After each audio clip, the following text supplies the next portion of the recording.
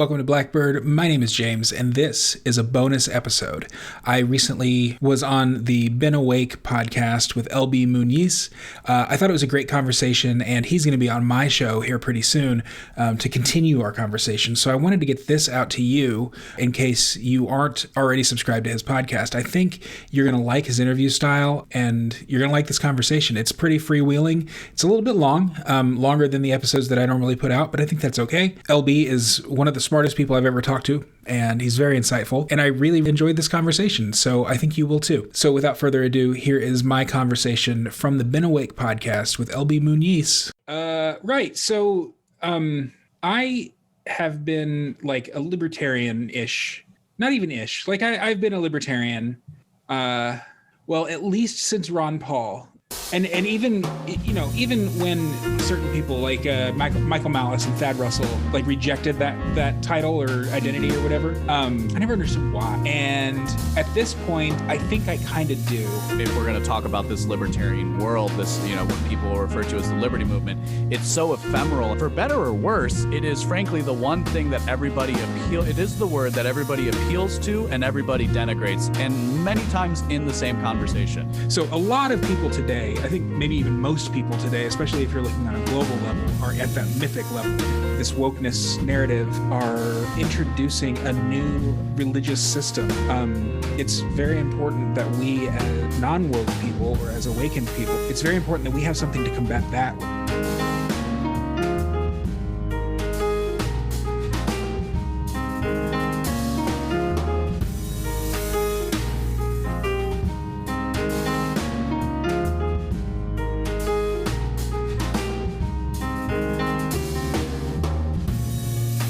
Welcome to the show. I am your host, LB Muniz, and this is the Been Awake podcast for better sense making. A good conversation, to me at least, is like jazz. To be a good jazz musician, you have to know the basics. Even if you can't put them into words quite yet, if you don't know the theory. You have to know what the fundamentals are. And then you play off the other people that you're riffing with. Improvisation is a key tenet of what jazz is. And so when I do these conversations, that's what I'm looking for. You're about to hear my conversation with James Gentleman of the Blackbird podcast. It was great. It was fun. You know, we kind of, if you want to think about it this way, I'd say the first 30 minutes are us kind of getting in tune with each other. And then we really open it up in the last half of the show. The conversation went somewhere really, really cool. And, well, you know, for better or worse, this is why Joe Rogan will do a 3-hour podcast. Sometimes it takes a little bit of time before you really start to understand somebody enough to actually have the conversation that you've always wanted to have. I really look forward to continuing our talks. Of course, I thank him for coming on the show. It was an absolute blast. And I think we give a lot of people some food for thought, both as it relates to libertarianism and then really more important, deeper contexts, constructs and ideas like faith, God, religion. What's more important to talk about at any point in history? There's a lot we can do in the practical and the political, of course, but as human beings, isn't that why we're doing what we're doing? Is for those deeper reasons? That's why I have this show. And so I thank you for listening. Please make sure you subscribe at BeenAwake.com, BeenAwake.com/donate if you'd like to support the mission. Let's get into it.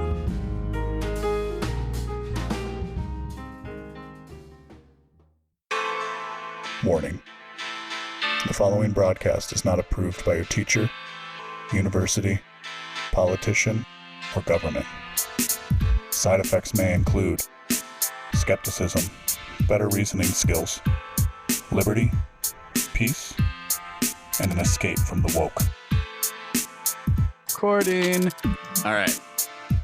So James, out of I like to say a little bit out of laziness, but also because philosophically I'm actually really interested in this question. I love to start the show by asking the guests, how do you self-identify, and or what schools of thought do you belong to?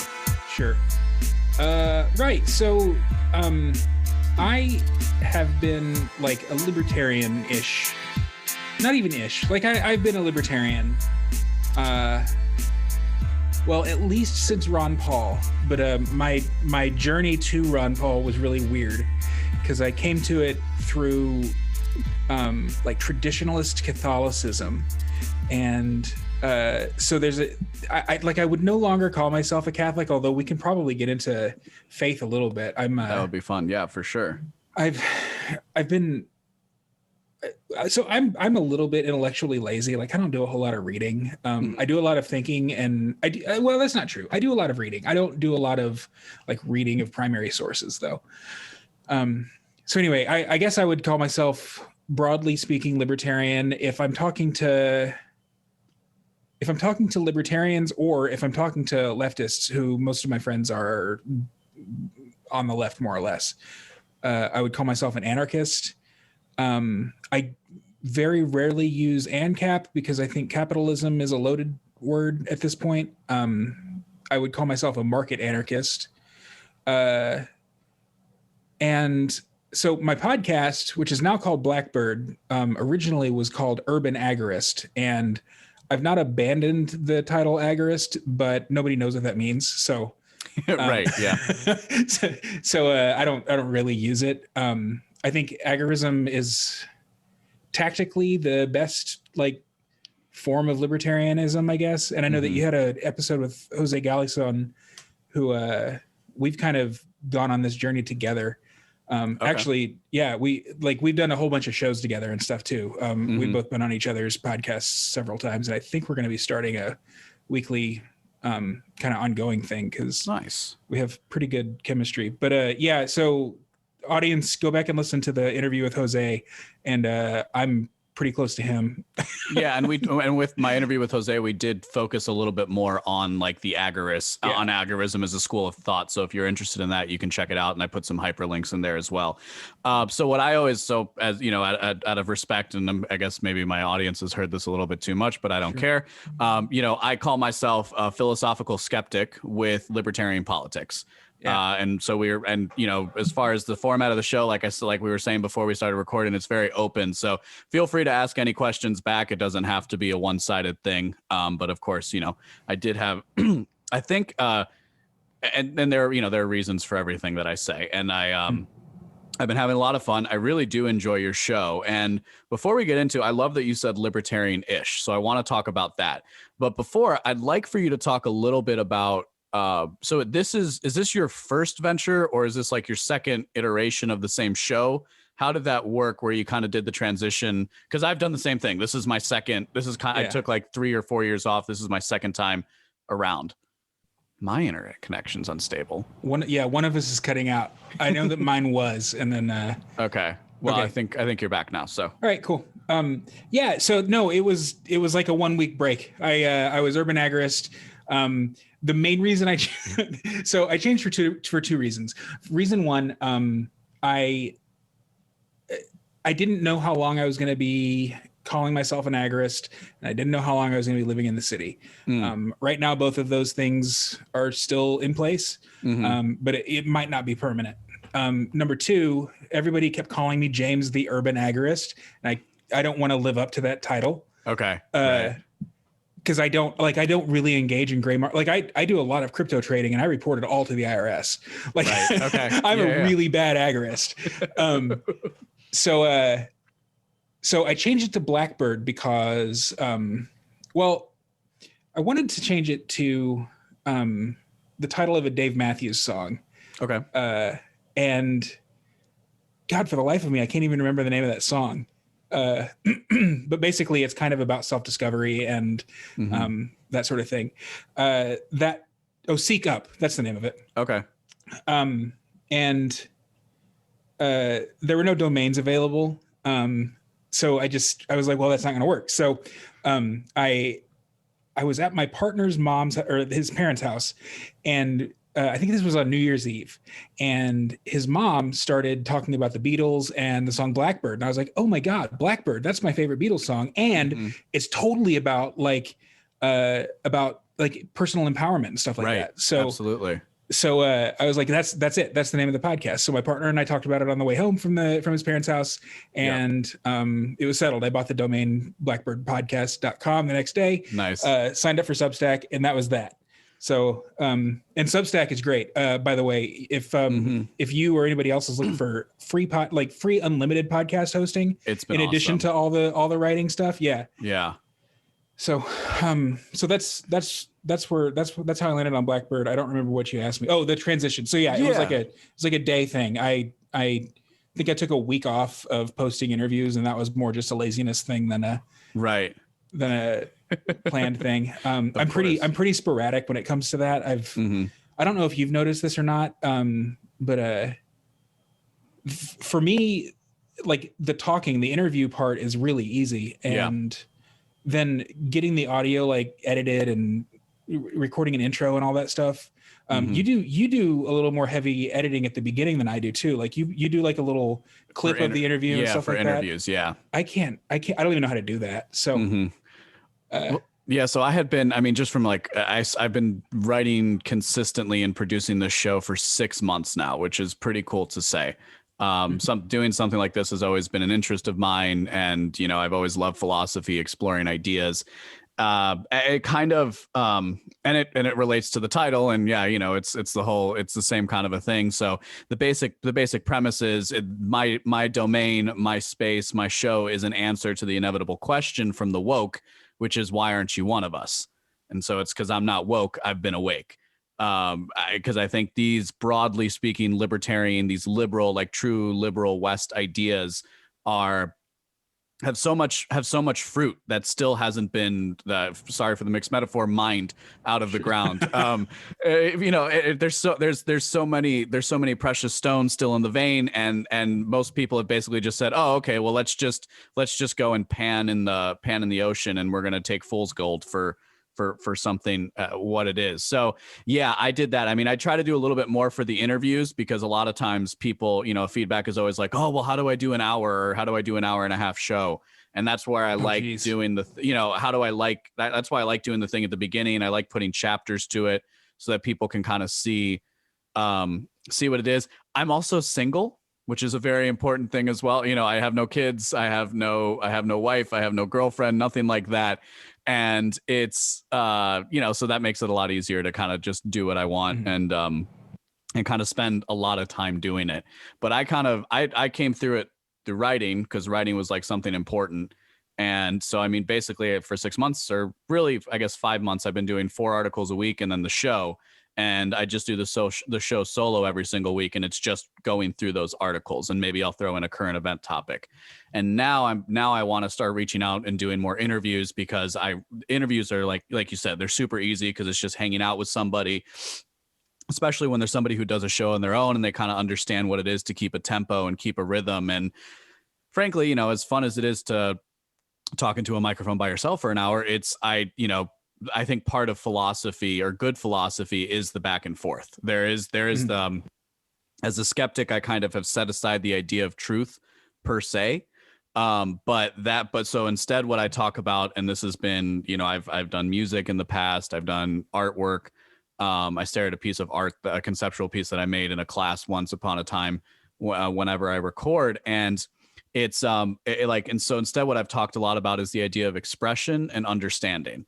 And what maybe many, and I talk about like what is, and maybe that's what truth is. I don't know. That's kind of the point, is most people who claim to have the truth or say the truth are, well, they could be right, but they could be wrong, because there's somebody who disagrees with them. And so maybe if we just kind of work between that idea of expression and understanding, we can come to something. And that's why I like doing, the interviews. But let's talk about being libertarian-ish. Because, you talked about not wanting to be held up to a title of, in your particular case, the urban agorist. And I think all of us who understand the importance of individualism have had this have had like this effect on us at different points in times. It's like, okay, well, I want my thing to be so niche that way nobody else can ever have anything or whatever. And we all, it's interesting how like in general, it's like we have this affinity with the word libertarian, but and that's the easiest way to understand it for a broader population. Yet at the same time, most libertarians, and especially most people who are like good libertarians, as it were, have an issue with that word. So am I speaking to you at all here? Do you what is that? I don't know, man. So I had no problem with the word libertarian for years. Like, and even, even when certain people like Michael Malice and Thad Russell, like rejected that title or identity or whatever, I never understood why. And at this point, I think I kind of do, at least for me. The word libertarian is kind of losing its meaning. I mean, when you've got like, I don't want to name names, but I mean, just watch any episode with Dave Smith debating somebody on Mark Claire's podcast. Sure. I mean, when you've got all three of those guys all claiming the title libertarian, which Mark Claire, to his credit, does not, or is kind of getting away from the word libertarian, but those schools of thought are so different from one another. Yeah. I mean, they're similar in the sense that they're like anti-authoritarian, kind of. But I don't know that that's all there is now. You know? Well, and is it enough, right? Milton Friedman would always say, that free markets are necessary but not sufficient. And I think it's that sufficient thing that, if we're going to talk about this libertarian world, this, what people refer to as the liberty movement, it's so ephemeral in that sense that it really is. It is difficult to pin down. And so when you start to see people rising up and okay, well, I'm not liberal or conservative. And so what am I, right? I'm fiscally liberal and fiscally conservative and socially liberal. Yeah. Correct. Yeah. And I've decided, I've kind of taken because I've thought exactly that of like, okay, well, if these people who I can't stand are claiming the same label as me, then maybe the problem is my label. And of course, I would think you would understand as well that our school of thought is much deeper than the libertarian word and goes back farther, right? It's if we look at like Ludwig von Mises, what is his biography called? The Last Night of Liberalism.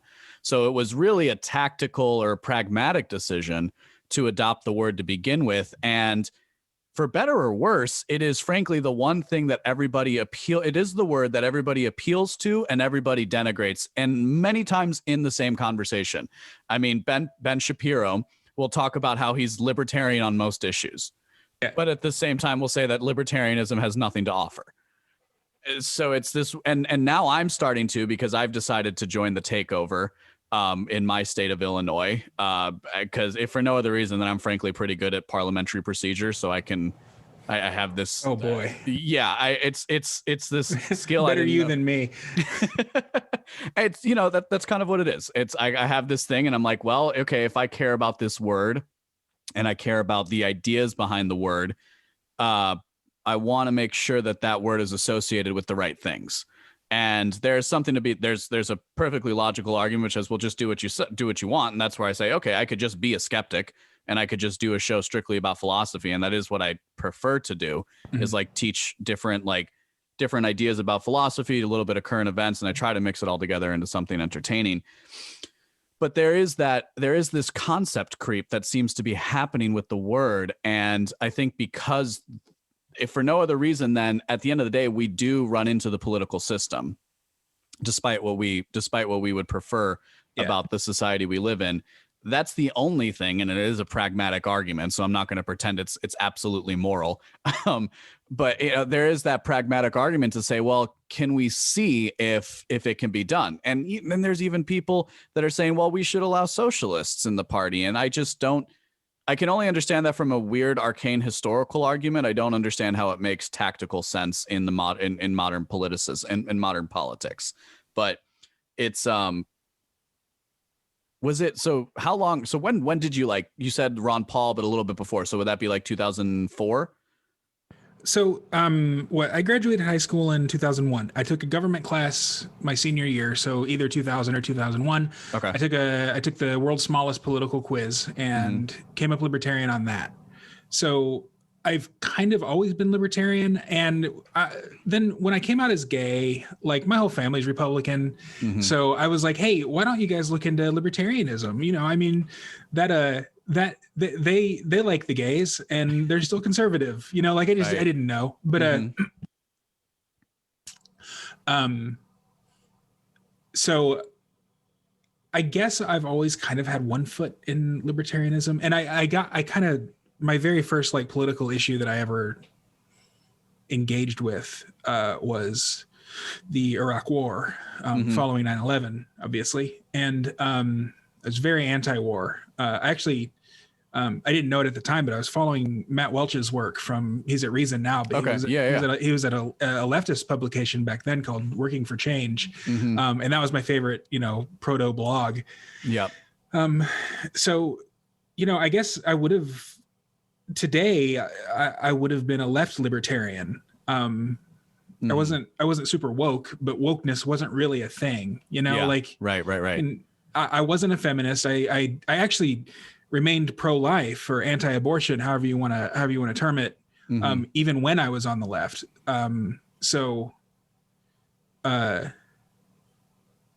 always been a little weird. Yeah, well, I think a little weird. I think a little weird says it right there, right? Because okay, so the American political system tends to put you into two camps because it's a winner-take-all system, not a proportional. Okay, great. I think and I'll try this. I'll try this idea out. You tell me what you think, because this is something that I haven't quite written this out yet in full, but it is one of the things that I kind of operate under. It's one of like my animating ideas right now that I operate with, and it's idea that I've been trying to develop over a number of years. And it's the reason why the show starts with the question, how do you self-identify? Because I think for the first time in human history, really, if you want to put it that way, we can actually choose who we are in a realer sense than has ever been the case.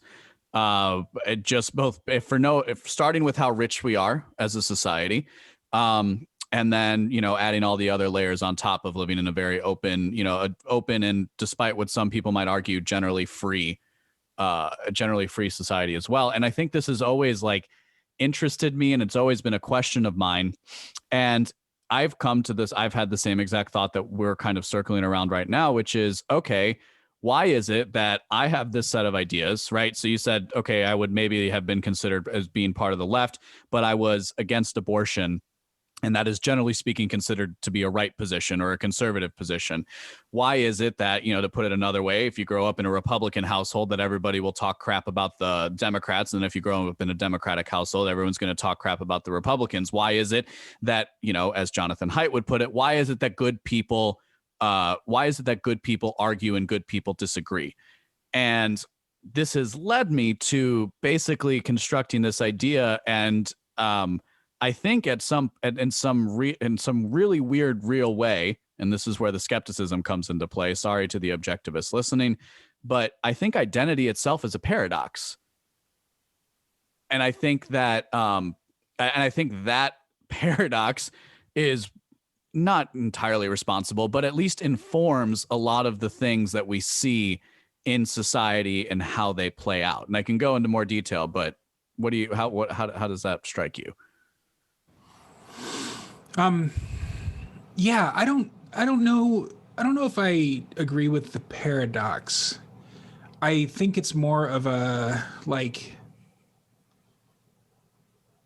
symbiosis isn't the right word. Synergy, maybe. So I've been really dabbling in what's called integral theory. It's sort of postmodernism. I have, as anybody who's ever talked to me for longer than 10 minutes or so knows, I've been a follower and fan and employee of Thaddeus Russell for a long time. And I've been taken with his like very, very radical skepticism and very, very radical subjectivism. And then I was introduced to integral theory, which in integral, one of the key kind of tenets is that truth and reality exists on sort of a Cartesian plane, where you have these four quadrants, and the quadrants are made up of collective and individual, and subjective and objective, or like internal and external. And that's the only real way to perceive identity, to perceive reality, to perceive morality,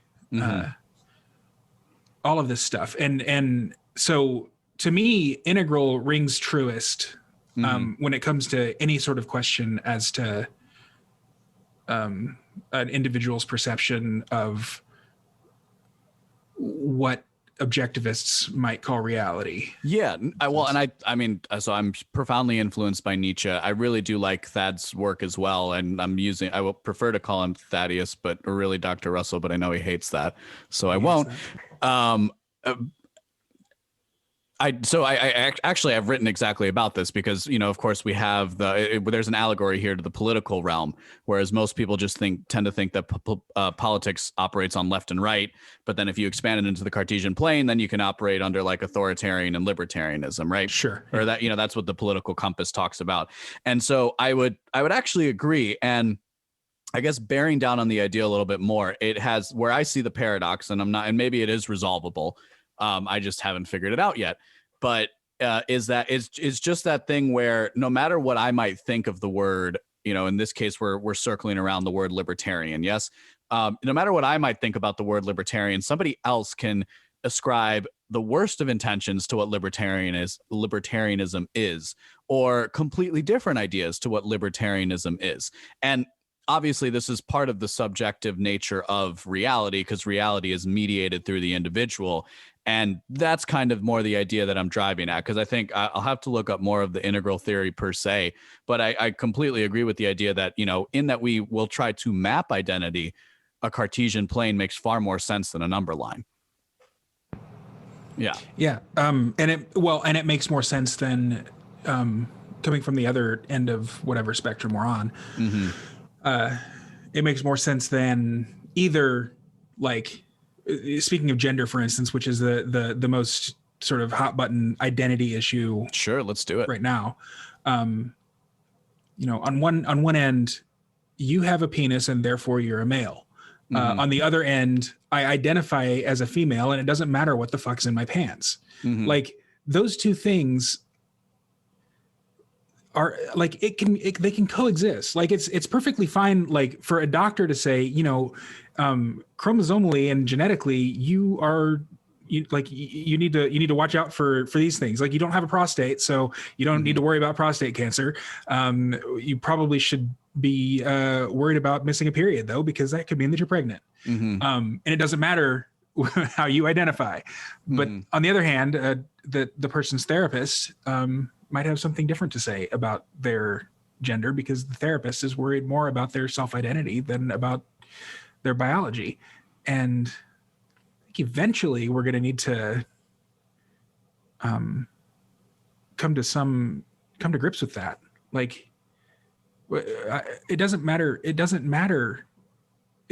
if the person is objectively male in almost every aspect of their life or of society's life, in my opinion.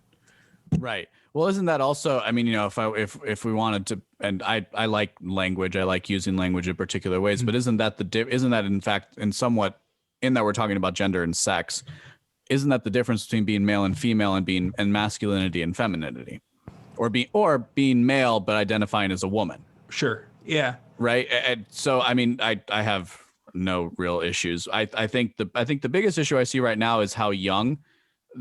I really just do the young way in which I feel like it's very confusing, and moreover the social currency that exists around it. within certain circles, right? Obviously not everywhere is this happening, but within certain circles, it's becoming an issue. And I'm actually listening to Deborah So's book right now on audio tape. And she talks a little bit about how, that in that it's been studied, dysphoria tends to resolve itself after puberty. So wouldn't it? But at the same time, we're having this pleasant conversation when it's actually being pushed on doctors that you can't assert the biological reality, so to speak.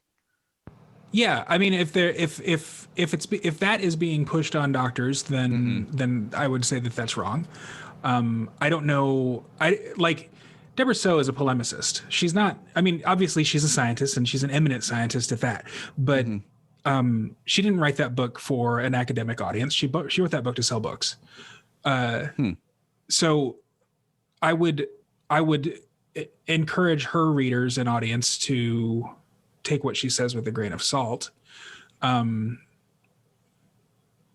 that said, who am I to argue with a scientist? I don't know. Yeah, I think. But then again, I argue with Anthony Fauci every day. Right, exactly. Right. Yeah. Who are we? But, at some point I think that is going back to the idea, that's kind of where I come upon, again, the paradox, right? So I do think that you can be born a man and still believe and act and live as if you are a woman. I obviously, because it happens every single day. Right. And it's happened throughout different cultures and throughout history in different instances. And we could get into like the specifics of that. But how would that then correlate to integral theory, unless you had another thought on your mind? Well, one thing that just kind of popped into my mind is dysphoria is that's a mental health issue. Sure. But I would say that it's possibly, and I'm not a psychologist either, so I don't know. But possibly it's only an issue because psychologists have always said that it's an issue. The observer, the observer problem. Right. So I try not to moralize on things like that. I mean, I'm as I hate saying this, but as a member of the LGBTQ community, I came out in 2001. It wasn't quite the same coming out back then as gay as it is today. Absolutely. Now it's like, so what? Like you're still a white man. Like, right. So you're right. No, of course. And you said you came to a lot of these ideas from a traditional Catholic background. So, I mean, that must have been its own set. I mean, I was raised Catholic as well, so I kind of can understand what that would have been like, even with that extra level on top of it. Mm-hmm. You said the Jesuits, so I'm assuming you went to Catholic school as well. So yeah, I mean, I can.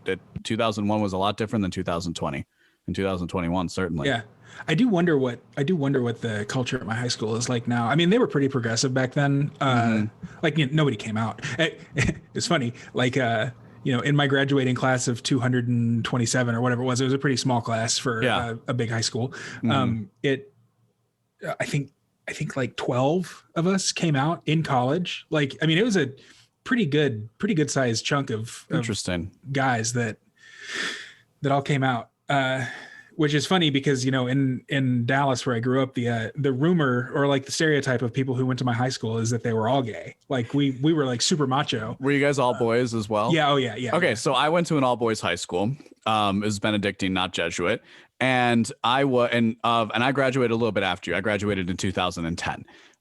So my recollection, and we only had a class of 114. Was my if memory serves. So it was a little bit smaller even. And there were a few guys in different grades that, like, I guess you would say, experimented with being gay or I remember at one particular dance, there were two guys that made out on the dance floor. And of course, in a Catholic school, but that and grinding was like the big thing. Right. But in my mind, it was never a thing. It was never really a worrisome. And I think in my class, there was only a couple of guys. Now, the contrapositive to that is, my entire life, people I was mocked mercilessly for being gay.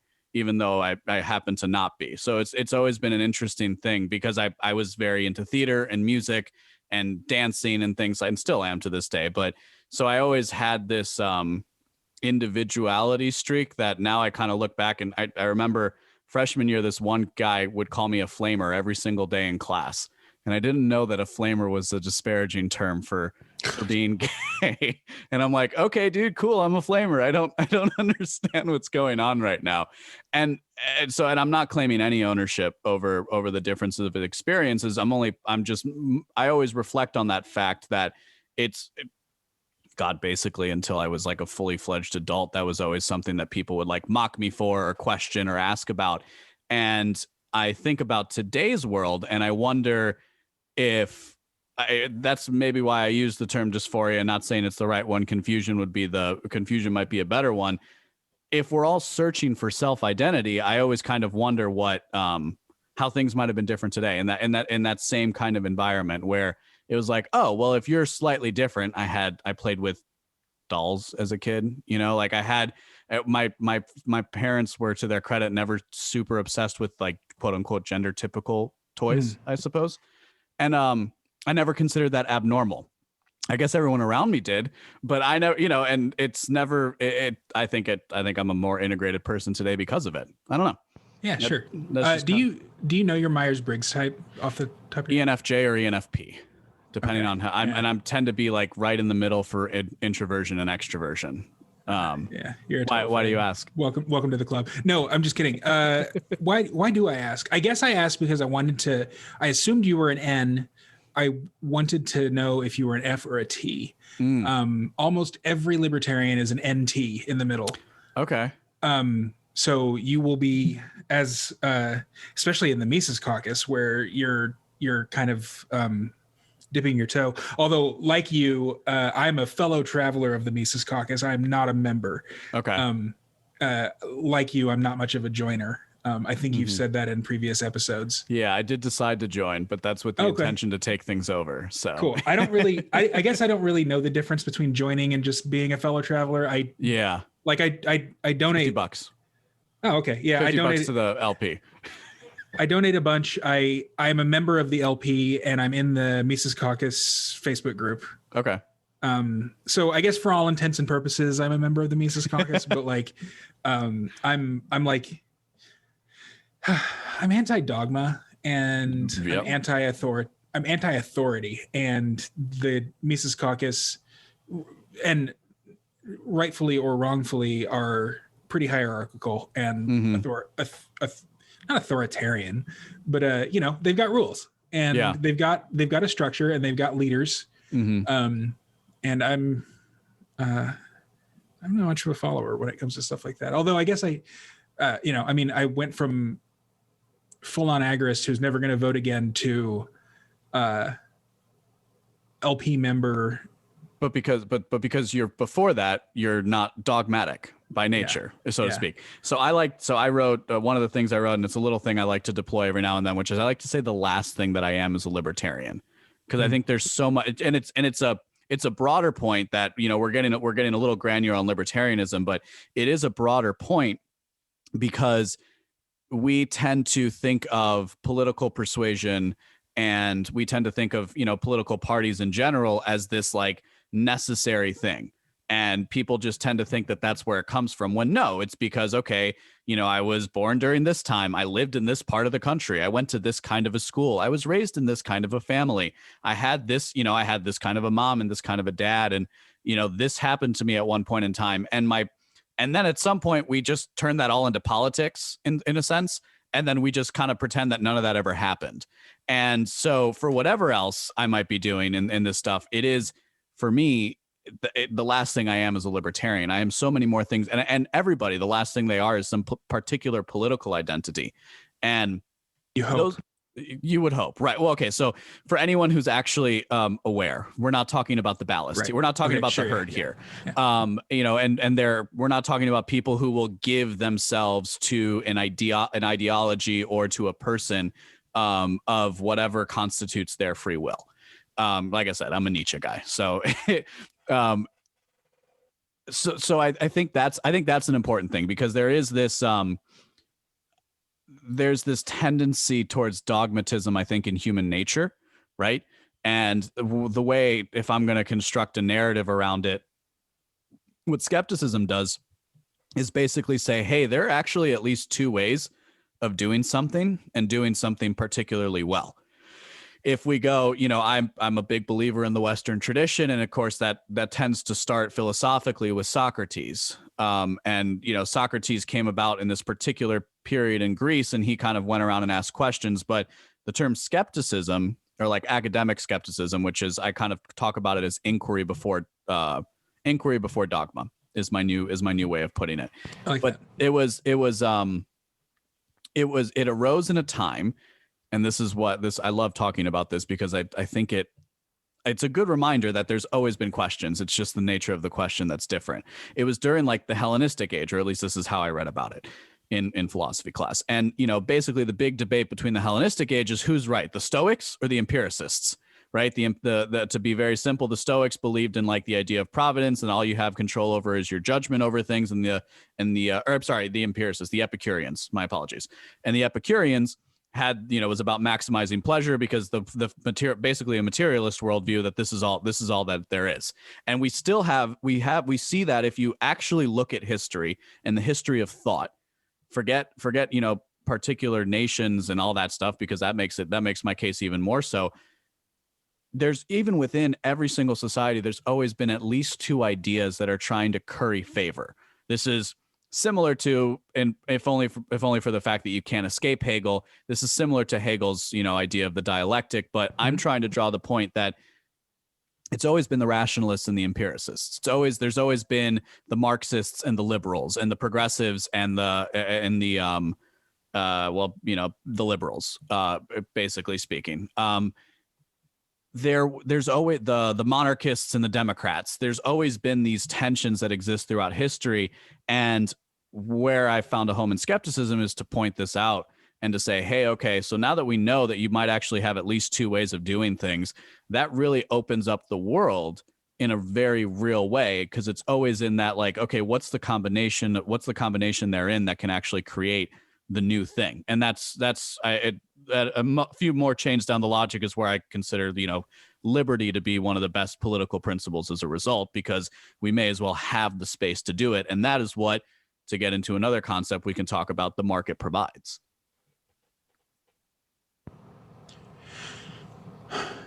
Yeah. So get into that. Does the market provide? Well, I guess, so we have to determine what the market is. If the market is people individually cooperating, I would say absolutely. It's just a question of to what extent, and there are other, and then there's a time element that I think most people wouldn't. Where would you disagree? I don't know if I would disagree or not. I haven't really thought about it.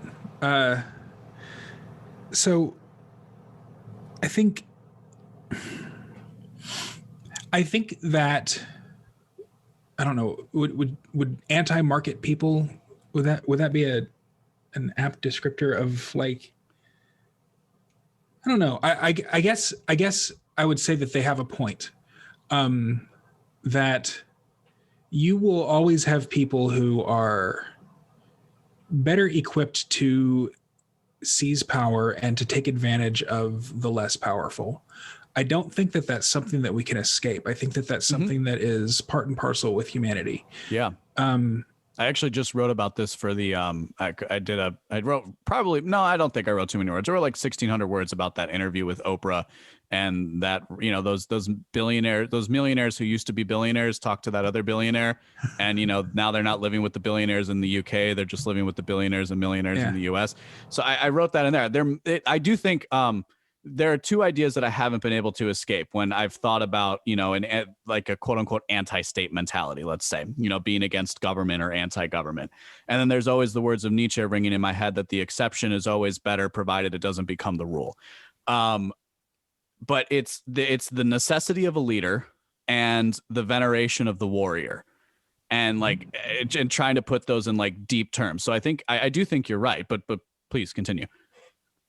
Well, that gets into that gets back into integral a little bit. So in addition to these quadrants, so you've got the quadrants are, once again, on the vertical axis, you've got individual to group. That's like the spectrum. And then on the horizontal axis, it's interior to exterior, or subjective to objective. In addition to the quadrants, you've also got levels. And the levels are sort of like the predominant worldview at any given time. Each one is like an era in human history. Okay. You start out in like the archaic, where the people are essentially hunter-gatherers, and the, might makes right is sort of the moral, that's like the end of morality. From archaic, you get into magic, and that's where the like magical, mystical things happen, but the magician is the person who caused it. From that, you get into mythic or mythical, where the god is the entity that does the magical thing. From there, and this is where so a lot of people today, I think maybe even most people today, especially if you're looking on a global level, are at that mythic level. They're religious. Absolutely.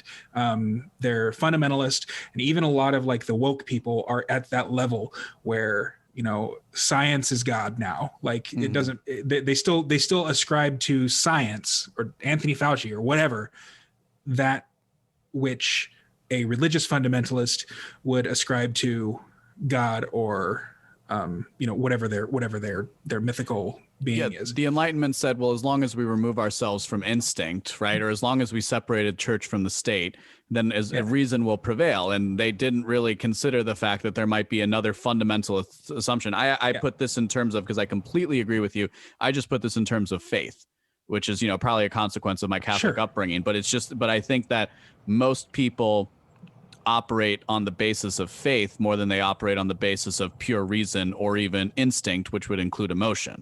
And of course, then there's the psychological research that supports the idea that you come to an emotional decision and then you rationalize backwards. So, but yeah, no, please go, because I actually haven't walked through this before. So thank you. Cool. So yeah, so after mythic, you get to rational, which is the Enlightenment. It's Marx and Locke were both rationalists. They were the what we would call modernist thinkers.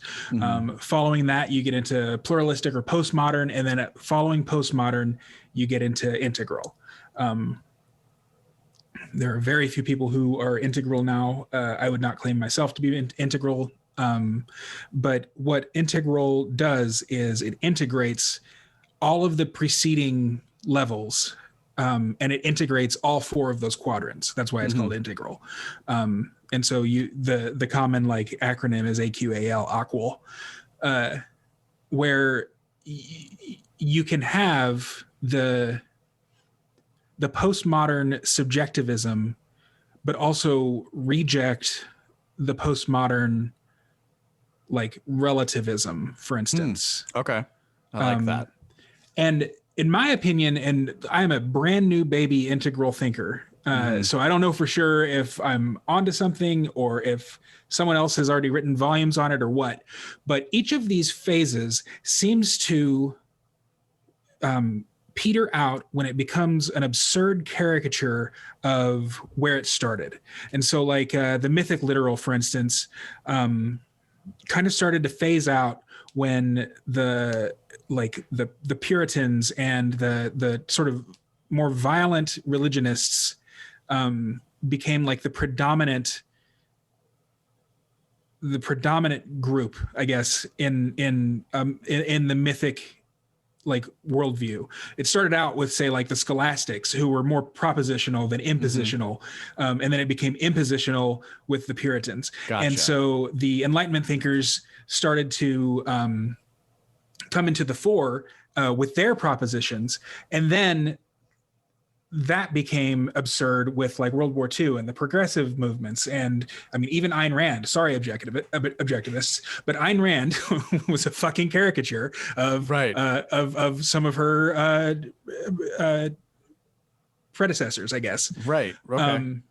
And so then, after the atomic bomb, that's when Foucault and the postmodernists started to kind of react to this scientistic worldview. And that's why I kind of differ with Jordan Peterson, for instance, in Well, I was going to ask, do you think Jordan Peterson is an integral? Okay, wait, let's come back to that for sure, because I think that's an important thing to talk about. But do you think that Jordan Peterson, in a sense, actually is an integral thinker then? I mean, and let me back up 2 more steps, because I know that's probably a big question to ask, and if you answer it, people will hate you. So let me back that up for a second, and I like it. It's very much cohering with like a lot of intuitions that I've had and the things I've been trying to work out, and it's part of the reason why I laugh. So one of the benefits of doing all this writing is I have these nifty little headlines I can always refer to, and this is why I do it. And I write in kind of that style of Nietzsche where I do like aphorisms. And so I went through the part in The Gay Science where he talks about, he talks about the moralizers and how there's always the new moralizer who comes up and says, this is the way. And it's ultimately laughter that breaks him down. And I mean, between that and the passage on the death of God was mind shattering for me. In the best possible sense, because I think it opened up like a newer level of thought to me in that moment. And it's the eternal return of the same, right? So eventually, because like you said, it's really interesting that you might become a caricature of yourself. And I've actually, in that we're talking so grandiose, the thought has been ringing in my mind, the line from Batman, with Harvey Dent, right? You either die a hero or you live long enough to see yourself become a villain. Oh God. Yeah. Oh, and especially if you're like Harvey Dent and you come into some position of authority.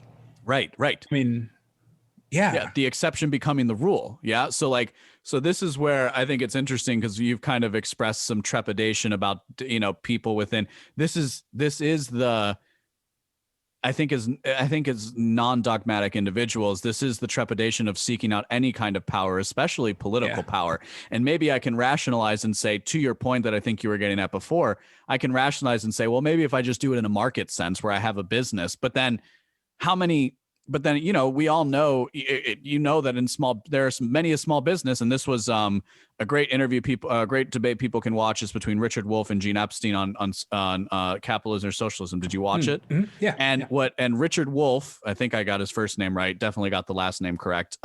He makes a big stink over the fact that the problem with capitalism is that you are still underneath your boss. Now, I think you can rationalize hierarchy a little bit more, and this is where I would fall into Jordan Peterson.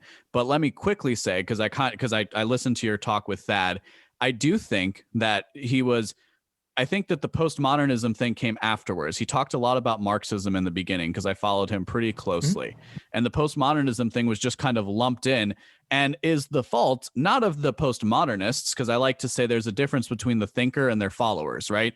So it has very little to do with Foucault, let's say, but it might have a lot to do with the people who like to talk about Foucault and like to use Foucault in their own particular arguments. The same way, by the way, in the way in which followers of Nietzsche will just write "God is dead" and not bother to ever tell somebody the next line, which is that we have killed him, which is the actual profound part of what of what he talks about in that part of the book of The Gay Science. When he said that, was he lamenting it?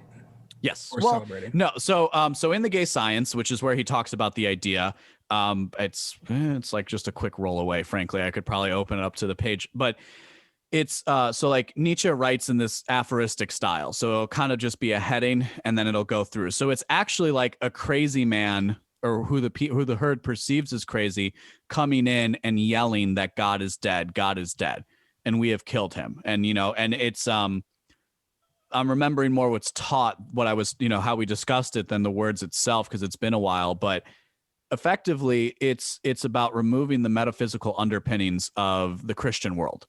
It's this, and by doing that, the postmodernists would probably put this in terms of a meta narrative, right? And that's a term that I think more people will be familiar with, or this unifying theory. So for whatever else, all the war, all the plight, all the suffering in Europe, in Christendom, right? Because it was Christendom basically until that point. That's now over and done with, because we've decided to kill him with reason and logic, but we've actually just done the same thing.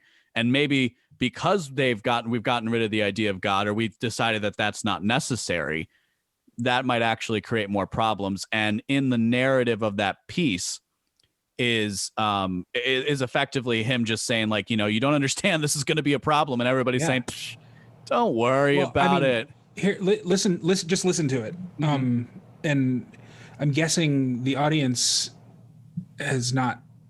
I'm guessing a lot of the members of the audience have not listened to this, because it's my first time reading it in, I don't know. I mean, probably since at least the woke stuff started. It goes, God is dead. God remains dead, and we have killed him. How shall we comfort ourselves, the murderers of all murderers? What was holiest and mightiest of all that the world has yet owned has bled to death under our knives. Who will wipe this blood off of us? What water is there for us to clean ourselves? What festivals of atonement, what sacred games shall we have to invent? That, like right now, where we have this religion that's so bent on accusation and punishment, and there's no way to atone. There are certain people who are allowed to apologize and become back in kind of good standing, but it's completely arbitrary and random who it is that, like Louis C.K., for instance, apologized and tried to make atonement, but he's no longer in good standing. I went to a Louis C.K. concert and innocently posted a picture of my ticket stub on Snapchat or something like that, and someone was like, why would you go to that rapist's concert? Why would you give him your money? Like, well, because he's funny. And I wanted to laugh. Like, I mean, the first thing that I wrote for beenawake.com was said that if I'm successful, and much better, much more prosaic prose. If I'm successful, then I will be called all the worst things in the world. And there's this kind of weird thing of like, okay, I tried it when I was in my early 20s, and it didn't really take off. And so then I started working really hard, and then basically 2020 happened. And, I've been doing this in my spare time with my friends, with my family, for as long as I can remember, having these types of great conversations. And thank you so much for doing this, because I'm reading, listening to those words again. I'm like, man, it's one of those things that just never gets old. Yeah. But it was this ascendancy of this new ridiculous, frankly, this new religious impulse in the country, and this bastardization of Christianity, this bastardization of liberalism, this bastardization of freedom that effectively just inverts a racial hierarchy that was bullshit to begin with, and just says, okay, well, as long as we invert the racial hierarchy and intersect it, then we can now make everything better, and it's our turn to be the assholes. Yeah, that's it. I mean, that's and it. It's the eternal return of the same. It's literally what it's what water can wash away our sins is, I think, with a lot of the stuff that we're dealing with right now. And that's one of the reasons why the answer is, I do think it's a war. I do. Like I've become convinced of that, and maybe I'm wrong, but the key, and this is where the libertarianism comes back in, is to win the war is not to destroy the enemy. It's not necessarily to wipe it out. It's to essentially, in many respects, just offer people a better path, or at least that's the only way I can conceptualize it, because otherwise we're just doing what every single other totalitarian ideology has ever done throughout all of history, what the worst humans have ever done, which is decide, okay, well, we got to wipe out like a quarter of the population. Because when you go deep enough down the rabbit hole of trying to fix society, that's ultimately where you end up. Right. And there is no escaping it. That's so listening. I've been binging a bunch of episodes of your podcast today just so that I could kind of get a feel for your thought. Yeah, well, sure. I wanted to have a good conversation tonight. So, but I don't remember what it was that you said that put this thought in my head, and I wanted to tweet it out, and I really wanted to start emulating you where I'm writing more often. But it's just not my thing, I guess. I don't know. Maybe we can talk about your time management if we have time. But there's two kinds of people who will run for political office with the hope of winning that political office. There's the true believers, and there's the power hungry. Mm-hmm. I don't want either one of those groups of people, including true believing libertarians, to go anywhere near power. Yeah. There are very, very few Ron Pauls and Justin Amashas in this world. Yep. Very few. And both of them there's only even rose fewer, to a and there's certain even level. fewer who can win an election. Right. Yeah. That one, and they only rose to a certain level, right? So it's also a question of how high can you go in this political hierarchy? And again, the only reason why I know there's a lot of people say, well, then screw politics. It's like, okay, but I don't think it's that kind of time anymore. And there's nowhere for us to go except space, which keep going, Elon. But there's nowhere for us to go but off this earth or into the sea. And again, I'm totally down with seasteading too. I think it's fantastic, but you have to give people the only thing I try to emulate is Socrates, right? That's the only thing I can try to do. And if I'm feeling particularly frisky, maybe a little bit of Nietzsche. And, history will be the judge of whether I'm actually worthy of either of those people. But it's both of them, and what philosophy does and good philosophy does is question, and always question and hold things to account. And you don't usually see the fruit of the tree that you plant when you do something like that. And there is always, and this is the danger that I've been thinking about a lot as I've been doing this more. And I think I love what you just said, that that you don't necessarily want the true believer to get into power, because the true believer can, in some respects, be, if for no other, because maybe, this might be a tangent, this might be an aside, but tell me what you think, because there's like this sudden thing where now we're supposed to just take on socialists, like we're just supposed to accept, we're in the libertarian sense, but even just in the more broad liberty-minded sense, we're just supposed to take on the idea of socialism as not a historical, right? You can make a historical case for why socialist thinkers you should consider them and you should look into them. But we're just supposed to say that, oh, okay, yeah, no, it's fine. We can just have socialists. That works. And maybe I'm being a little too dogmatic in this, but damn it if I'm not going to stick up a little bit as somebody who's, the only reason why I exist is because communism killed members of my family and they fled to this country. It bothers me. I don't quite understand. It's like, okay, well, I'm just going to be a true believer. So as long as everybody sticks to libertarianism or says that they're libertarians, then we're cool. I don't know. Yeah. Well, so you're a fan of Tim Pool. I think that he makes a really good point that, the people who call themselves libertarian socialists are generally not libertarian socialists. They're like on the political compass, they're on the left for sure, but they're like in the center, veering towards the top of the authoritarian to liberal side axis. The people who are actually libertarian socialists are living on communes. They're not getting into politics. Right. Yeah, they have that. That's a great point. Absolutely. Because, there's no issues with communal living. There's no issues with, we both come from a Catholic background, right? There's a huge element of communalism within the Catholic Church. Yeah. And the well, Catholic. Hell, you were educated by the Benedictines. It's like the founders of communal Catholicism. Absolutely. Yeah. No, great point. Work and prayer. That's what you're supposed. That's how you're supposed to live your life and how you're supposed to dedicate it. It's man, it's one of those things. It's just something that I'm coming across, and I'm really hoping, and hopefully this doesn't scare any of them away, but I've been reaching out to a few of those people who I see on Twitter, which is of course a poor reflection of who people are. And I hope that they come on the show. So I just wanted to put that on there because I think we can have a really interesting conversation, because frankly, all I want to ever try, when I'm in my best self and I'm doing my best thing, I try to come from a place of understanding.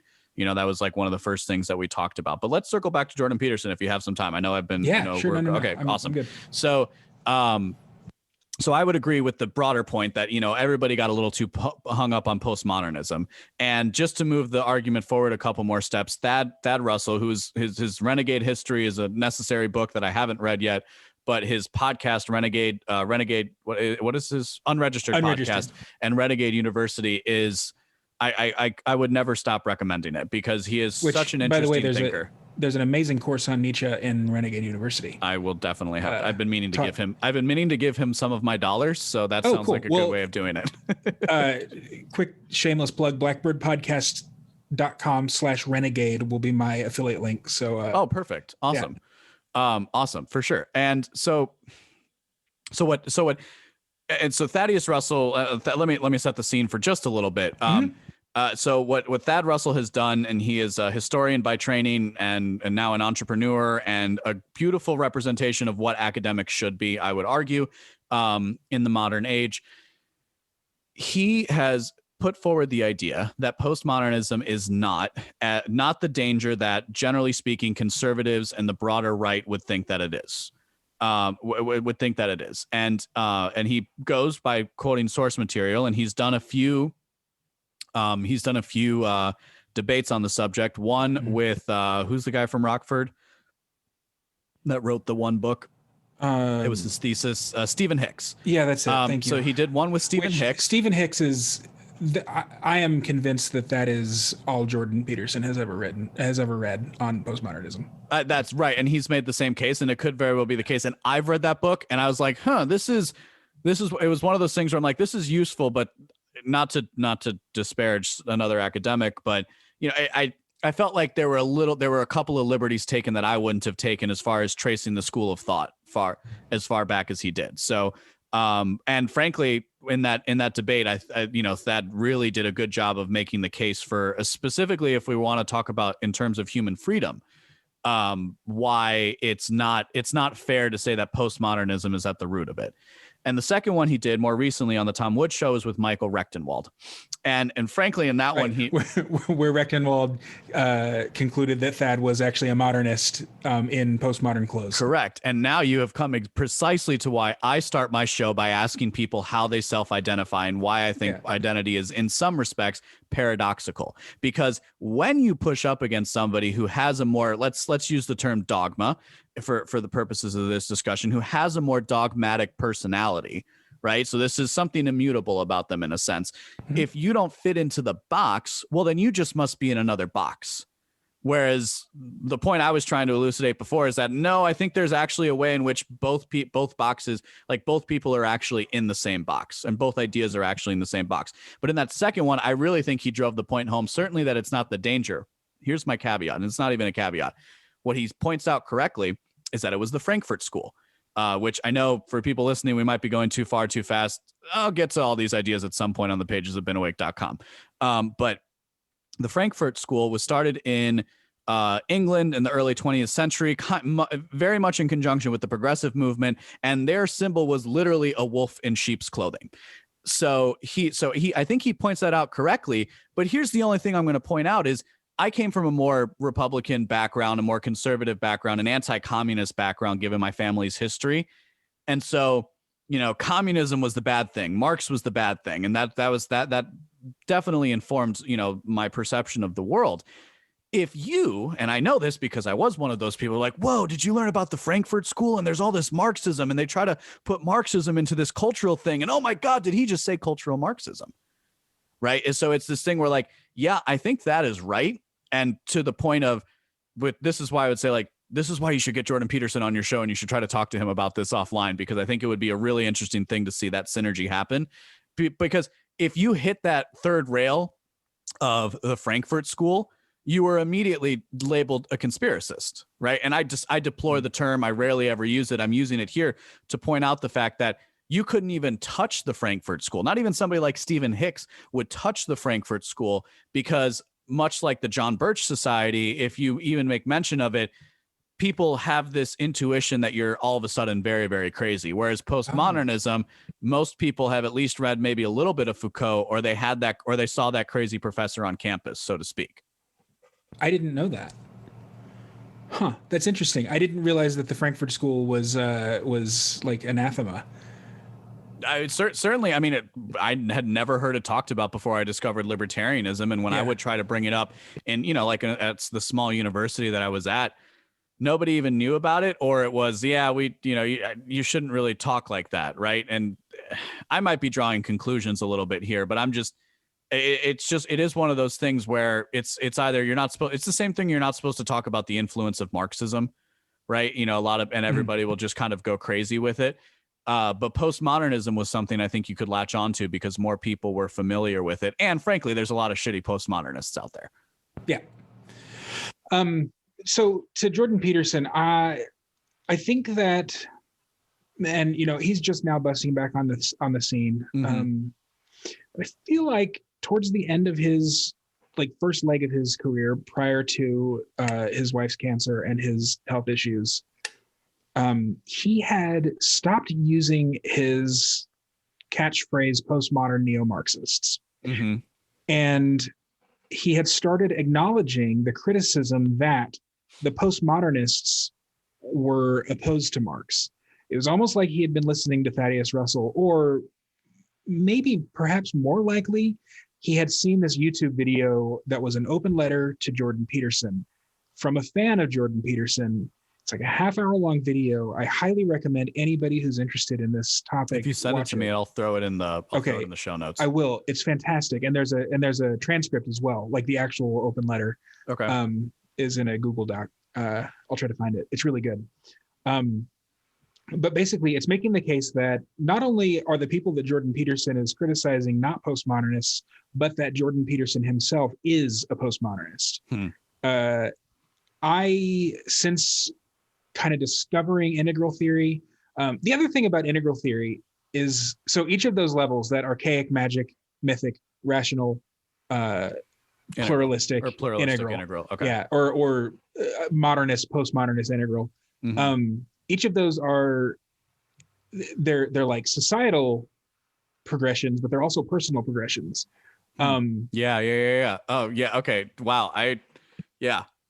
Like you start out, like you discover, here's my thumb. Like you notice that like there's bits and pieces of you that you can see and perceive and feel, and like if you pinch yourself, you feel it and it hurts. Mm-hmm. And then you realize, so that's like archaic. And then you realize, hey, if I cry, all of a sudden there's going to be a boob in my mouth and I'm going to be eating.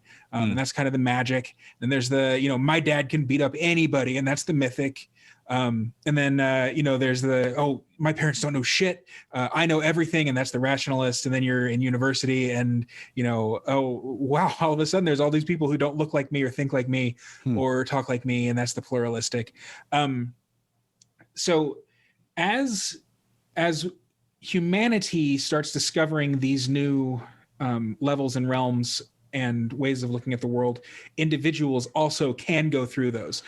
Some people never go past certain stages, but it's important. So in addition to all quadrants, all levels, there's also all lines, and all lines refers to the different aspects of your personality. So like maybe in interpersonal relationships, you're pluralistic, but in politics, you're rational, and in like religion, you're mythic, and in culture, you are integral or whatever. Like you're different areas of life can be in different places. And I think that Jordan Peterson, like anybody else, his lines reach different areas. Well, I think, all this is really cohering for me. So I'm loving it, because it's like, okay, so there is somebody else that's been thinking like this. And frankly, this maps on to the maps of meaning idea, right? And if anything, it's so I think that's very, very interesting. And I think certainly in that he's back, and I haven't been following him too closely since he's been back, but I'm thankful that he is. I thoroughly look forward to where he would maybe develop it, because he's very good in these in the realm of ideas, but less so in the political realm. Although I will say that his advice of ridding yourself of ideology helped me push past a lot of the, simplistic dogmatist arguments, and I focused a lot more on like influence and persuasion than I have on just asserting, like what you were saying, that rationalist position as a result of as a result of that sort of idea.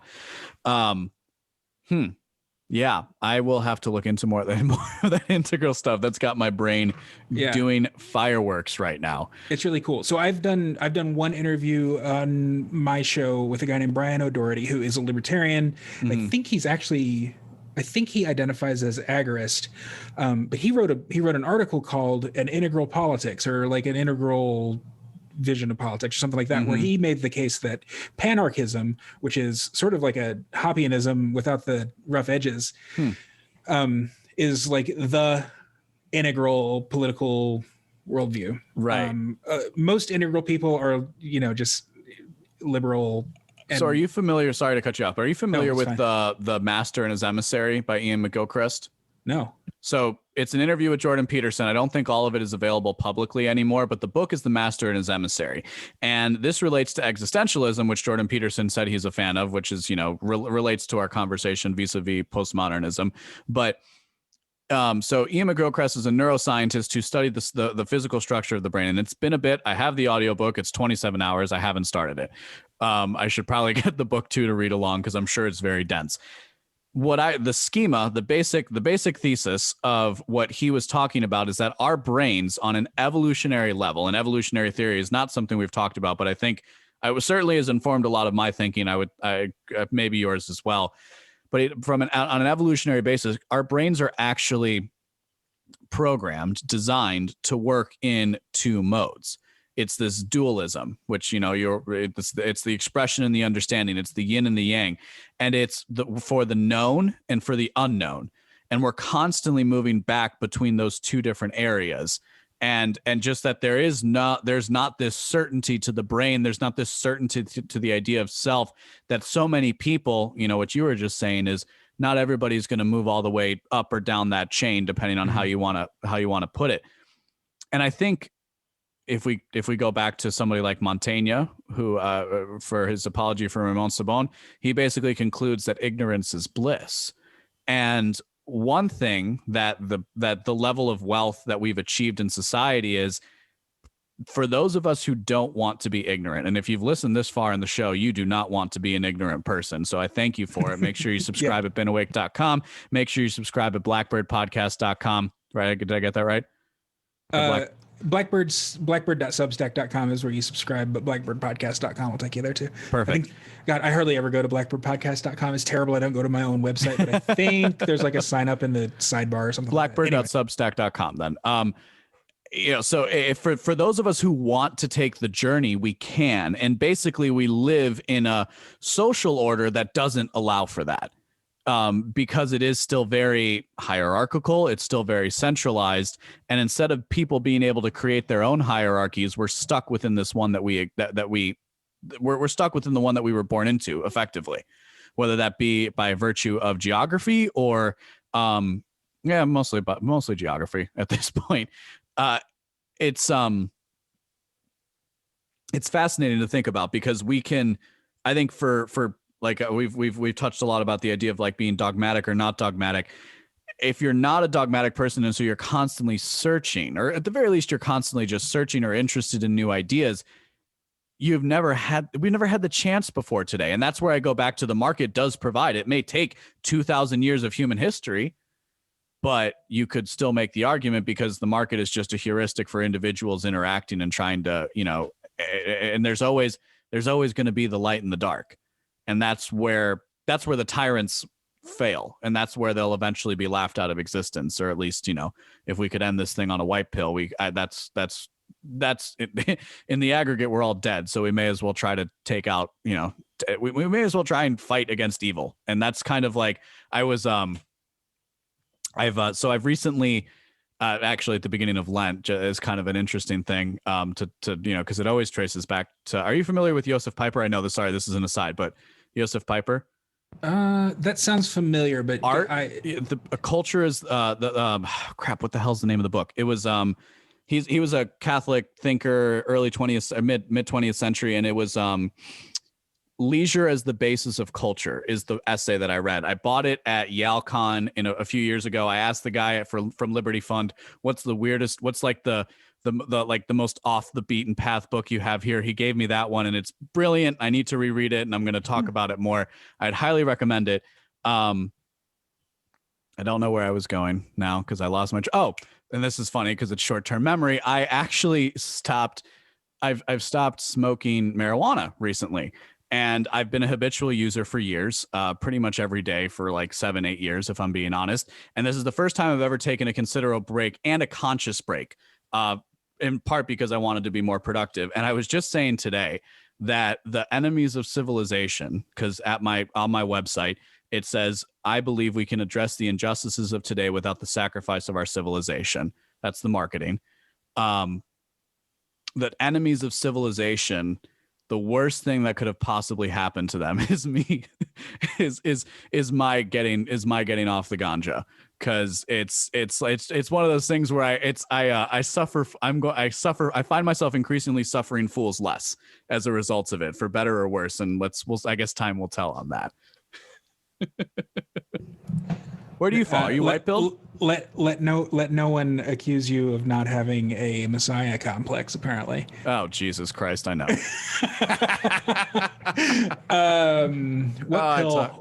What pill am I? I don't know, man. So I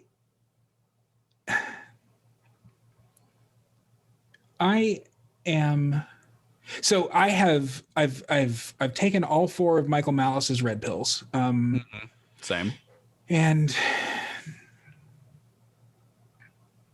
I do think that the United States, perhaps the global system as we know it, is headed for something like a collapse. Absolutely. Or at least a reshuffling.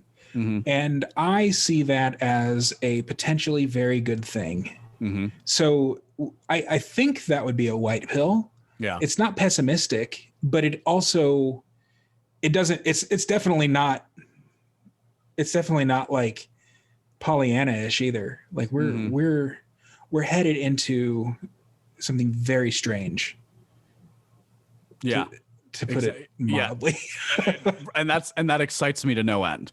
And your messianic point is well taken.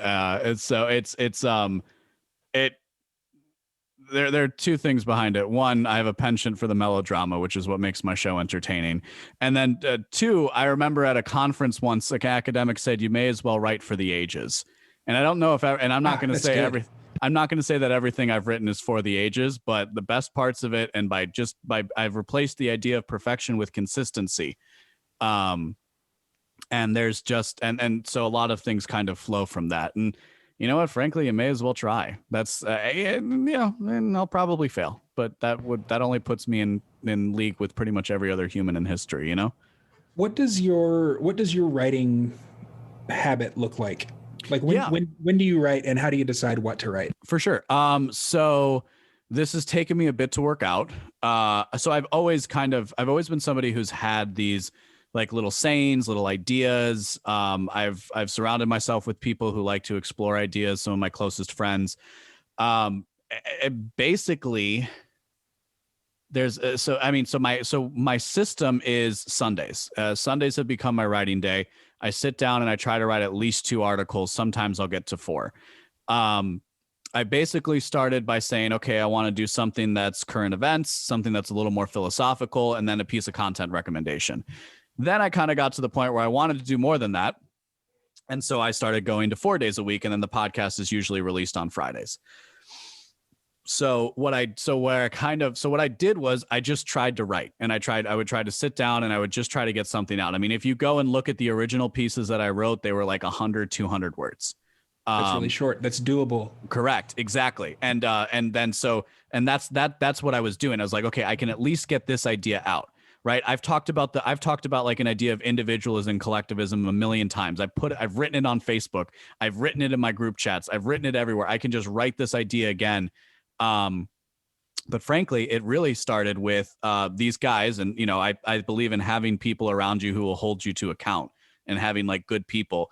And I was writing and I was like, hey guys, you know, I've been working on this thing. can you help me? What do you think of this? And one of my friends, who's incredibly bright, he said, dude, this is really good, but I can barely understand it. And if I can barely understand it, what is everybody else going to think? Because I was basically writing in this early 20th century prose that was very dense and, like Hayek, basically, or Mises. And so that sent me on a spiral, man. Like for like a couple of weeks, I was like thinking about it a lot. I couldn't get over it. I'm like, what the hell? I'm like, screw these guys. Like, I know this is really good. And then I was like, no, but you have to listen to your friends and you have to listen to people who care about you, and that are good people and that have your best interests at heart. And something just clicked and I started, okay, so make it simple. And part of that was using less words and using simpler words as well. And so I kind of started there writing very simple pieces. The first podcast was 10 minutes long for this show. And then now we've been going for about an hour and a half, which isn't too bad, all things considered. But even the solo shows I can do over an hour now by just going through the pieces. So it was honestly, it was that gradualism. And like it's so rewarding because now 6 months in, I'm just starting to see some of the rewards. But just this getting, a lot of it was stuff that was just inside. So it was just it was having the space and really being committed to getting the ideas out. And I started doing it when I was on vacation. And I'm probably the only person who will sit and write on vacation and think that that's a great thing. I wrote a 13-page essay on skepticism when I was in Jamaica. I would wake up and write for an hour or two every morning before the rest of my family got up. And so really though, I started small and I started in bite-sized chunks. And so I was like, okay, I can do a post every 3 days. I can do that because I can just write a little bit about something and I'm going to do a piece of content recommendation. So all I have to do for that third post is say, hey, go check out this video that I watched, because I watch a lot of podcasts and I listen to a lot of podcasts. And then I got to the point where I'm like, well, hey, I actually want to cover this. And then that led me to, okay, now I'm going to systematize this. So Monday is current events. Tuesday is generally a philosophy or economic principle that I'm trying to draw out. Wednesday is a swing day. Thursday is content recommendation. And then Friday was the show. And then I was trying to figure out how to make the show unique. And then I realized I'm writing 4 freaking articles a week. I can just talk about those 4 articles. And if I spend 10 minutes on each of those articles, I'm doing a 40-minute podcast every single week. And this is all around doing a sales job that takes up a lot of my time. On your content recommendations, how do you keep that from like just being Tom Woods, Dave Smith, maybe a Reason article from time to time, Michael Malice, Tom Woods, Dave Smith, Reason. Oh, is it really? Okay. Yeah, cool. I don't let my so that's where I don't let the good, what is it? Something become the enemy of the good, or the whatever. Don't let the perfect be the enemy of the good. Thank you. Yes, that's what I'm trying to think of. So that's kind of where it's like it's. Okay, whatever I consumed that week, and I try to expand my circles. Sometimes I'll do like Ryan Long videos because I think he's hilarious too. So funny. So I'll Church of Woke thing is so good. It was very good. Yeah. Oh no, I've seen everything he's produced for like the last 6 months. It's brilliant. He's got, and I think he does such a good job because he's a true artist at the end of the day. For whatever other intelligent things he might have to say, he's really committed to his artistry. And I respect that. But honestly, it just kind of comes from that sort of a thing where I say, okay, I'm going to do, and I've listened to Jason Stapleton for a long time as well. I fell off, I come back. I'm actually in his network of people. And what he kind of said was he put out a call for a published 365 challenge. And so I've been pretty much doing that as a result, because not only do I do all of this stuff, I also do a weekly post about professionalism on my LinkedIn page for under my main name, my birth name, my Christian name, as it were. And so like I actually do a lot. So I started doing that, and the reason was like, well, I'm already writing all this. I may as well write one little fluff piece about how you should try harder in your job and write something about my industry. And now that's turned into me creating little graphics from what I've done. And I'm trying to build something, it's kind of like, I liked it. I enjoyed the feedback. The writing itself has helped my process, my mental clarity, my mental health, just from a standpoint of like, okay, this idea is out now. I can focus more on my job because I'm not getting logged into something that I'm trying to work out, or, some random thing. And here comes the thing again. And again, your point was taken, but and it was also, it's like, okay, there are a lot of people out there writing, and I think I can do a better job than them. So I may as well try. And, and I'm not going to get hung up on the fact that I'm starting at 28 versus 22. And I'm certainly not going to get hung up on the fact, especially now, thanks to somebody like Michael Malice, that I don't work for a major company. And I'm not even interested in getting my stuff published because I just kind of realized I can develop a body of work on my own with the tools available to me. But the real, so in short, baby steps. I mean, you can go back, and because it's been 6 months, and you can kind of see where, okay, yeah, it was just, oh, here's your piece of content recommendation. Like, I really liked this one. You should listen to this video, right? It was just, and it was kind of just that. And then I was having friends on a lot, but go ahead. I've been working with a productivity coach, Miguel Duque, who's a great agorist coach and organizer and just all around good dude. Amagi.life if you're looking for his website.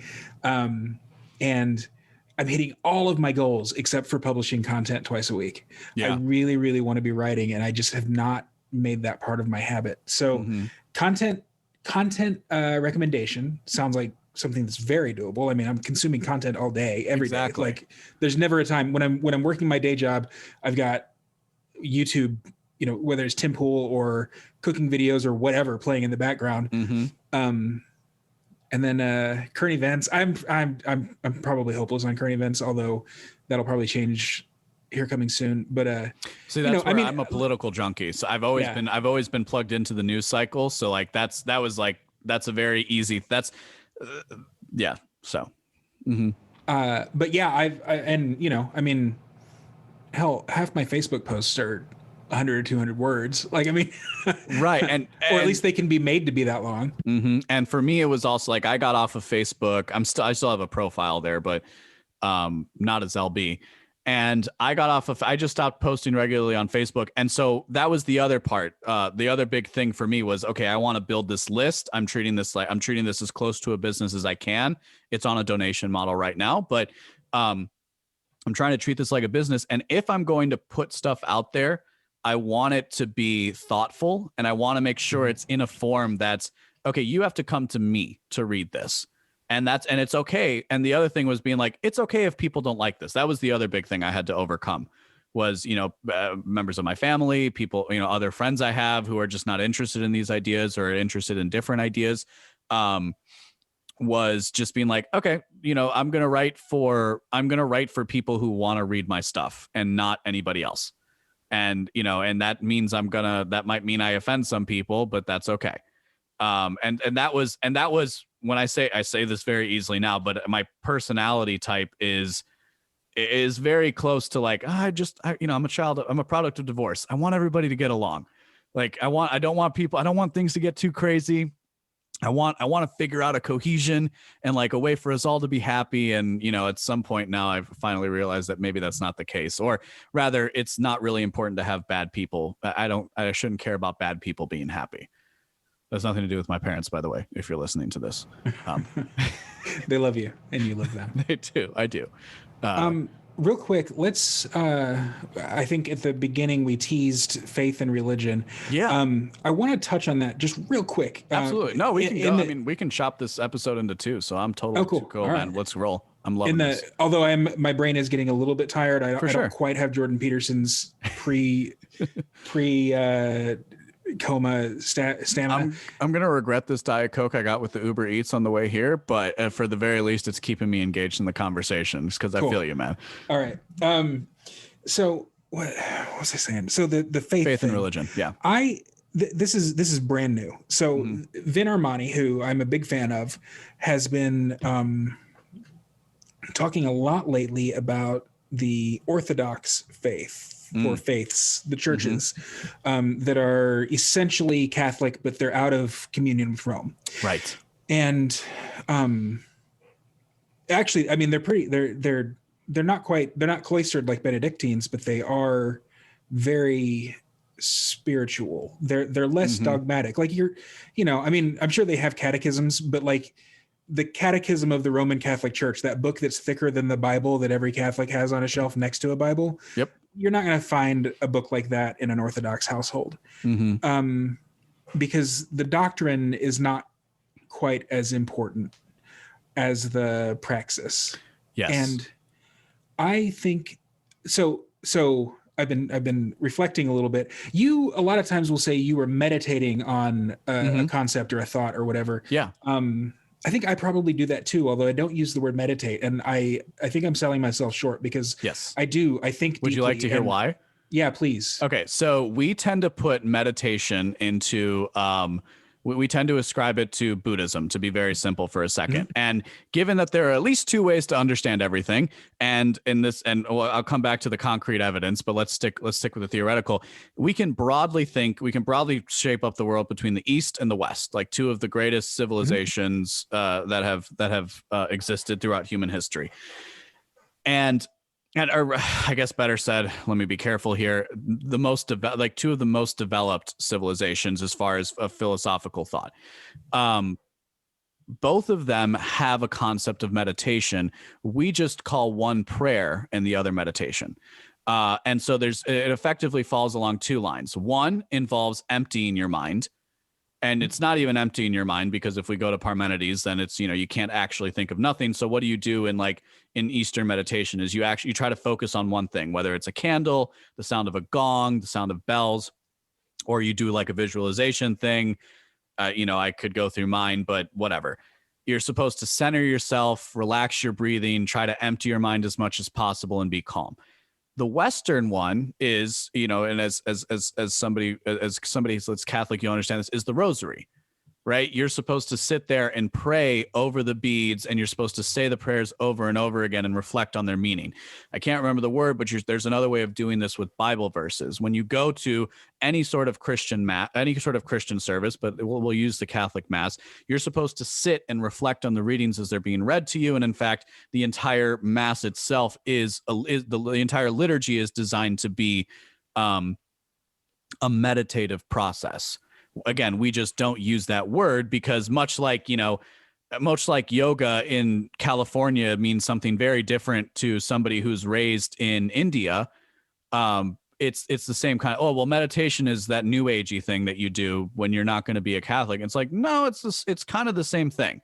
Now, where can I find any sort of historical evidence from this? Oh yeah, only like one of the most profound philosophers that have ever existed in the scientific age, Rene Descartes, who called his works the five meditations. So that's one of the reasons why I think people are selling themselves short, and their meditation is also this idea of working through thoughts. It's not just both have incredible power. Both have incredible benefit, and that's that like synergy. That's that yin yang I'm talking about. You kind of need both of them to really push yourself to a new level. Yeah, so that's exactly what I've been doing. And here I go selling myself short again. I'm not doing it probably as deeply as I could be because I am constantly scattered and constantly busy, and constantly procrastinating. If I'm honest, but I've been thinking about what Venermani has been saying. I have been thinking about integral theory and how the Eastern churches integrate Eastern spirituality with Western faith. And then lo and behold, Jordan Peterson, who I hold in very high regard, had Jonathan Pajot, an Orthodox icon carver, on his show just this past weekend. Yep. So all of these, this confluence of events. Oh, and also Venermani, he every morning goes out to the beach and meditates using the Jesus prayer as his sort of mantra.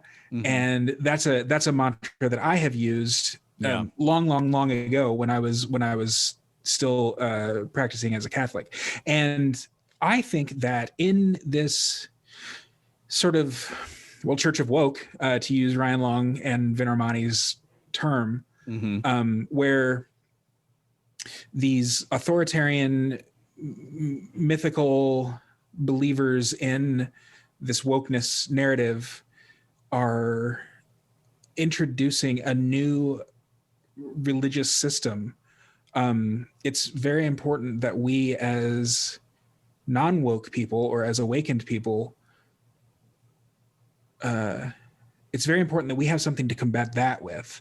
Yeah. And so for me, while I'm not in good standing, given my sexual orientation and my, frankly, active engagement in that sexual orientation, I'm not, sure. I'm not going to be taking communion, but I think that engaging in some sort of praxis that centers me spiritually is, it would not only be good for me, but my Messiah complex coming out would be good for the world.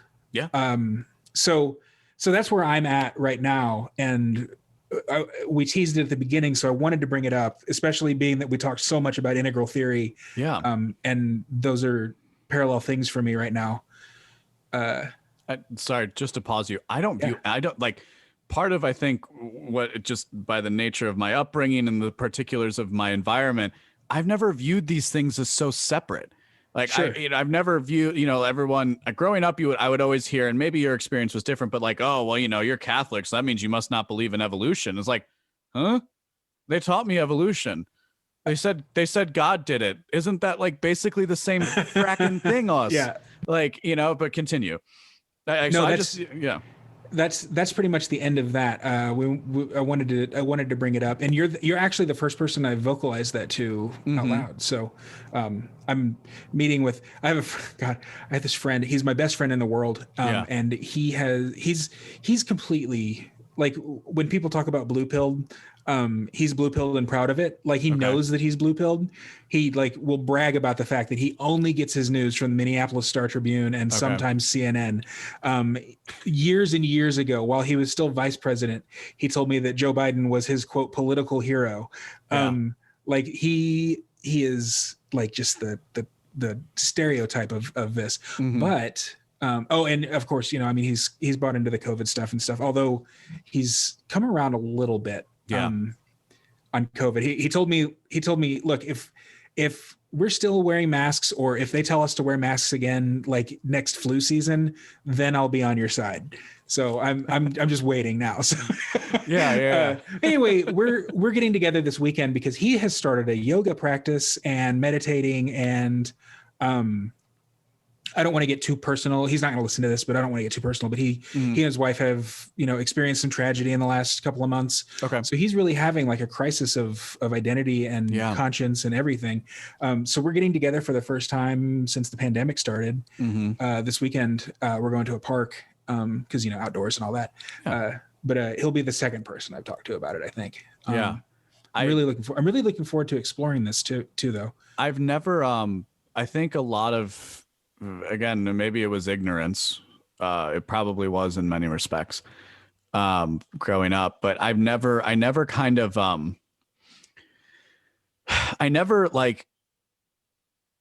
saw the need to completely turn my back on the church, on faith, even as I started to slowly drift away from a more, before I turned 18, I could count on my hand how many times I missed mass.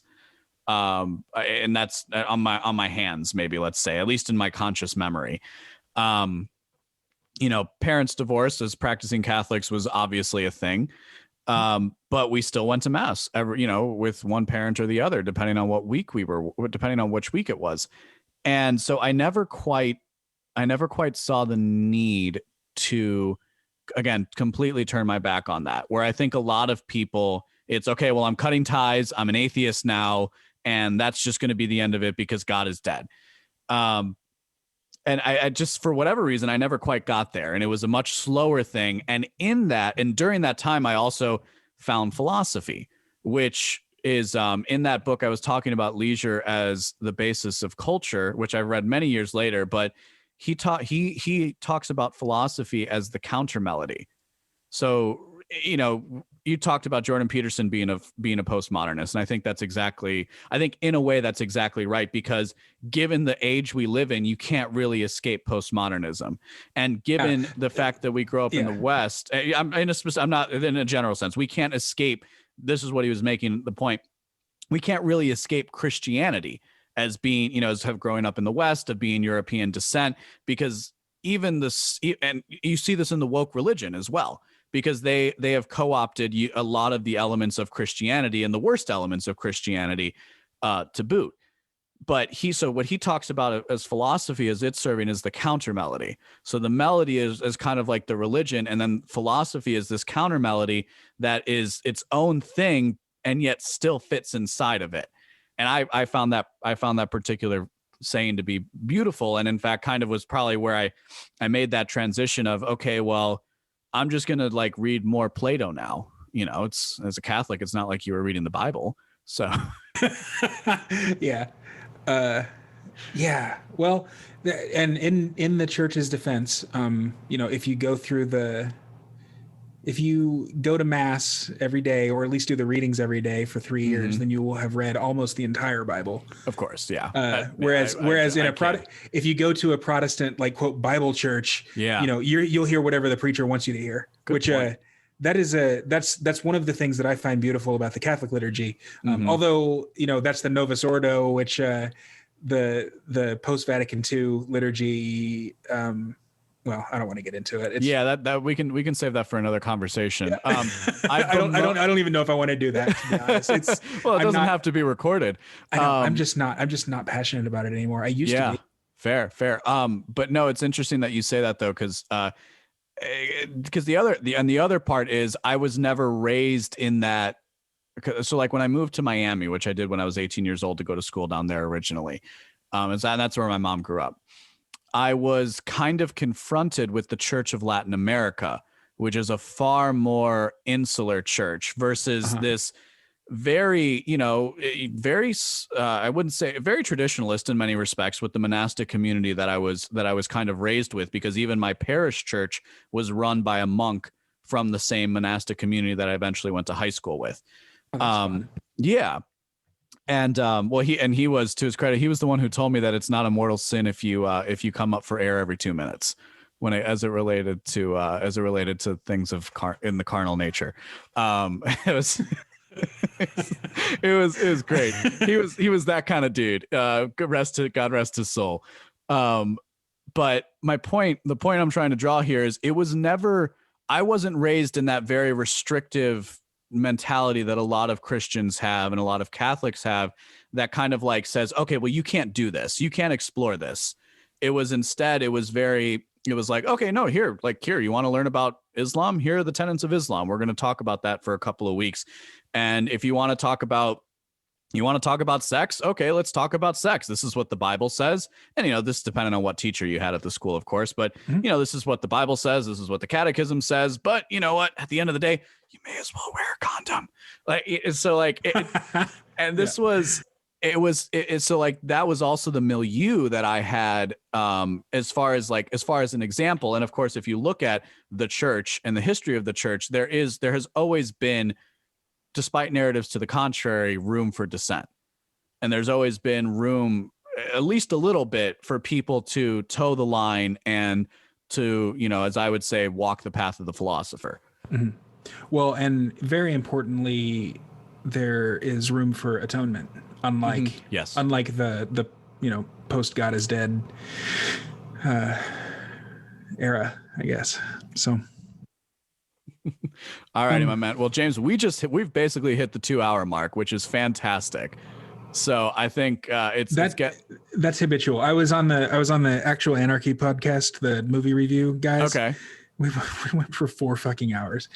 I was drinking whiskey the entire time, so it just gets progressively worse and worse. Yeah. Oh man, that really does sound like fun though. I will say. It was a blast. It was really fun. Yeah.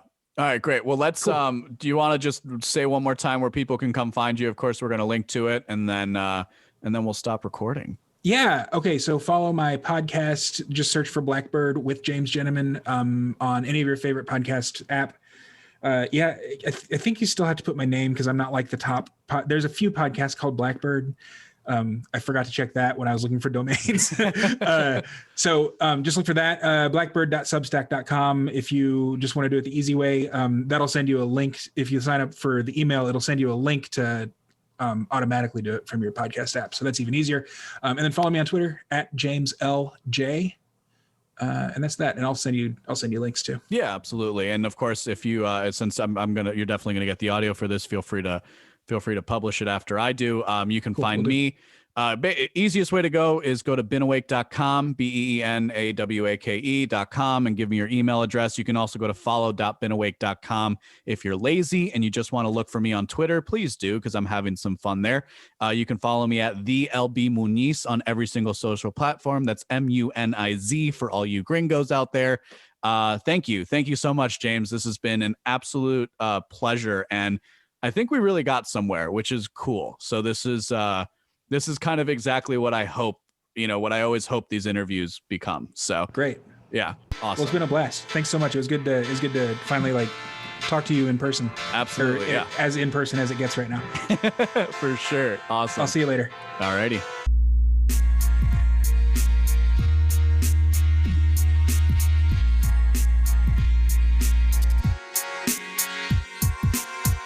If you like what you heard today, go to benawake.com to subscribe for future updates. My name is LB Muniz, and I am not one with the woke.